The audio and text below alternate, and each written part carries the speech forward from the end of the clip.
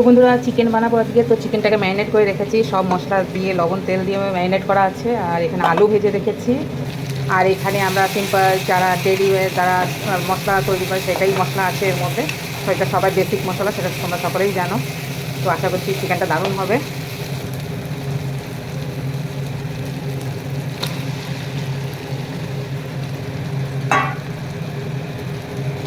ভালো করে নাড়াচাড়া করে ভাজা ভাজা করতে হবে তেল ছাড়া অবধি।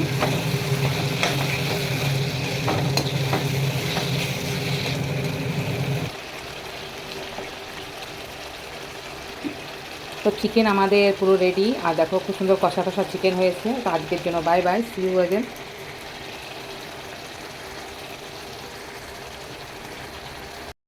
তো দেখো বন্ধুরা চিকেনটা খুব সুন্দর হয়ে গেছে, দারুণ হয়েছে চিকেনটা। তো আমি এরকমই রাখবো কষা কষা। তো গরম গরম ভাতের সাথে দারুণ লাগবে খেতে। কালারটাও খুব সুন্দর এসছে আর খেতেও দারুণ হবে।